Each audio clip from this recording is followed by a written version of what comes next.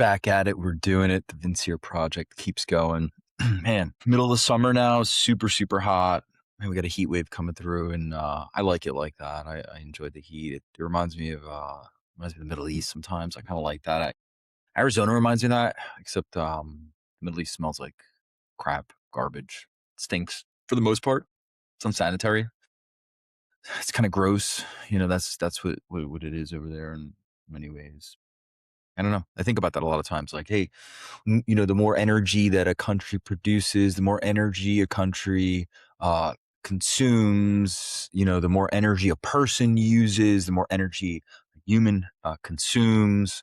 And I don't think it's a balance. I think it's a juggling act. And I think those systems, right, whether it's in the literal sense of power generation or human consumption and management and lived experience, requires a great degree of responsibility and harnessing and tinkering and tailoring and maintenance and upkeep. And sometimes, think about surgery, you got to swap the parts out or on an apparatus or a device or a system or mechanism, right? And I think that's kind of everything driven by ethical decisions, which is cool because that's where I live, right? I live in a world that's ethically considered. You're dealing with human beings and human services and counseling, coaching and corporate trainings in the classroom. And, ultimately my job is to think and make decisions as a business owner and an investor. And those two things are accelerators, like I've shared before in the podcast. And, some rules for myself I had to create because I'm fully capable of doing these kinds of things is lying, cheating, and stealing. Something people glamorize or glorify is the nature of like combat or war or the streets or how business is done or the hostilities or being taken advantage of or taking advantage of people, or everything has to be confrontational or adversarial or, there's hatred involved and all of these things. I don't think so. I don't think it's that way at all. I think people that lie, cheat, and steal eventually get found out and, they kind of run themselves out of town and can't continue to do business in an ethical, sound way. However, there is a scenario I use it with my graduate students in particular. It's probably not appropriate for undergraduate, but graduate students, I use an exercise that's very, very realistic and relevant, to business. And I think it applies to people that work in hospital settings, clinical settings, private practice. And, when you're looking at monetary gain or, fiscal gain or fiduciary responsibility or manipulation of values or valuations or currency and things like that, it's like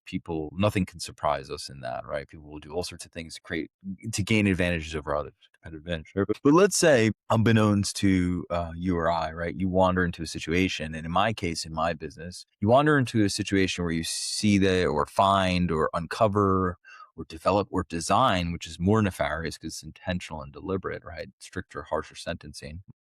There's a leak in the system, and you decide to commit fraud, and all of a sudden you managed to steal $5 billion through a glitch in an insurance company's financial system or how they're accounting or whatever, right? Most likely it'd be accounting. And now that thing is spitting cash at a rapid rate, and you just managed to steal $5 billion and then you get caught.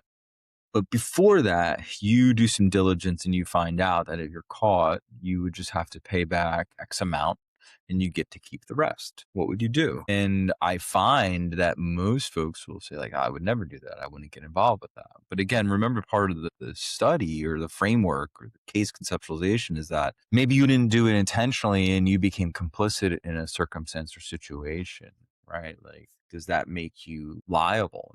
In many scenarios, it doesn't, right? Like we have found that SEC does that in the financial world. But my point, all of it is, with ethical decisions, is that that's the ambiguity of the world we live in, right? And it's more so than it's ever been. And I find that, when things are crystallized and super, super clear, and we're able to enact on known facts or known knowns, and we don't have to deal with the unknowns or the known unknowns or unknown knowns, right? And work through that whole matrix or some sort of decision making process to account for everything and anything.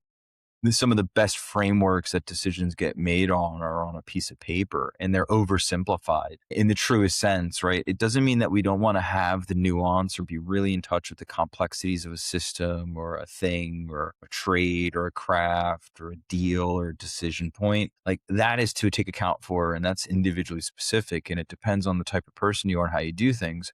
But I found repeatedly in my work at this point with a small business, and definitely in studying and learning from other people that are well advanced beyond me in business, is like most deals are done on that handshake and can be sorted out on one piece of paper or a napkin. It doesn't mean that there aren't super, super complex things connected to the business deal or the arrangement or the agreement, but it's just super, super clear in the dealings with that person, place, or thing. We take account for the outliers with insurance companies, and that's why we have lawyers and protection policies and all sorts of administrative things to do. And large organizations have bureaucratic HRs that get in the way of progress. But I don't know. I think for me, I look at it as I want to just have a super, super small team, right? And do it the ethical way where these are practicing clinicians, they're partners in the vision or organization. They understand we're a profit based organization and that we're running lean and mean, and that toilet paper costs money. And then ultimately over time figure out how do we gain that from a small team of committed people to a million subscribers to our product or content. And it takes a team to do that. There are people that do it, they are doing it, but you have to create a product that adds value in that sense. And my forecast is one of two things, and I've said this before on the podcast, is I think AI, and there's going to be platforms that are very similar to Duolingo for mental health that people can access at a price point that's dramatically lower than what HR services are and or will be in the future. I forecast that in 20 years, HR clinicians will bill at $1,000 per hour, and we will get that money, right? Insurance companies will have to come up to match it, or they won't have subscribers to their insurance, or consumers for their insurance, and or you're targeting a very niche demographic that can afford to pay $1,000 an hour anywhere for a great product, service, or good, and they will do that because they value quality over a discount or deal. And that's never going to be everybody, but that's who you're targeting. But alternatively, because of the advances of AI and things like Duolingo, you're going to have application software that presents avatars.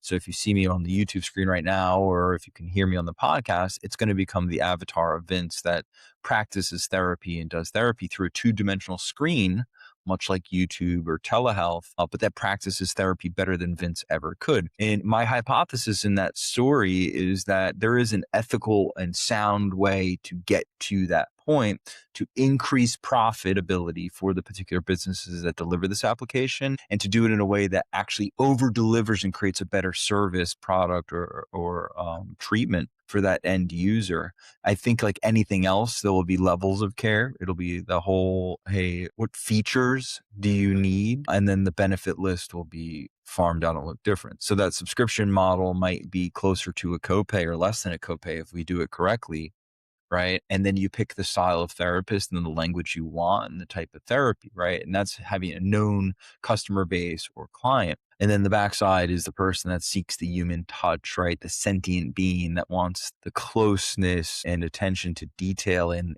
their speaking, their rhythms, the nuanced approaches of all the interconnected systems of life as we know it, from physical down through financial, and how they're interconnected. And I think that's kind of where we're going with all of this. And it's something that's dynamic because it's not like there's going to ever be an Indeed hiring post or something like that. And maybe once in a while we'll launch something if we have a gap or we need some interns or some work or some stuff that aligns with our profession practice. But man, it's exciting stuff because we're going to be doing it ethically every step of the way. And I never want somebody to be misled, right? Vince is the kind of person that drives every decision through three lenses and filters, right? And do we have fun, help people, and do we make money doing it? And if we could do two of those three things, the handful of folks that work with me know that I'm always going to say yes to that, no matter how complex or difficult it might be. That's not part of the thinking or the process. I'm an all in kind of person, and I think my life has produced those results when we're on the right track doing the right things. But it always depends on other people, right? Believing in that mission, and when you're bringing people along, the mission has to change and evolve and adapt. And I think that's done when you're making ethical decisions, right? in full candor, right? If I can steal $5 billion, have to pay back 2.5 billion, but all of my friends and family come out of this rich, and it's just my face and name on the cover of the paper. I will 100% plea out to whatever. I guess I'm not going to take it to trial. I'll pay back the 2.5 billion.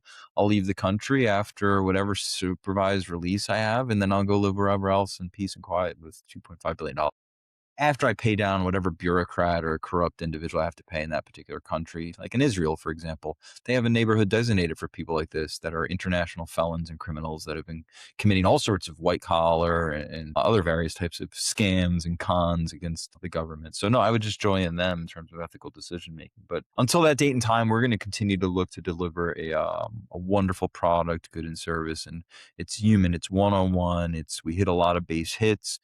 It's we need our clients to be able to go home and have a healthy dinner, right? And it doesn't mean that they're sharing what happened in counseling or therapy, but they need to leave our sessions with our team delighted. That's the word I use because I believe if our clients leave an 8-hour session or an 8-hour training delighted, the things I'm hypothesizing, they will naturally occur when the time is right and appropriate. But don't doubt for one second, we are going to 100% actively seek ways to expand the mission and the business. And we're going to look for partners to do that. We can't do it by ourselves, but we believe in the mission without a doubt.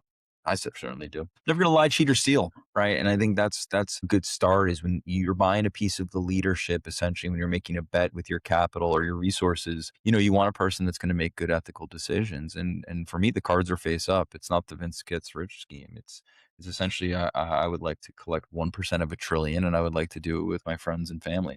That's kind of where we're at. Cool. 1% of a trillion. That's it. Not greedy. Just 1%.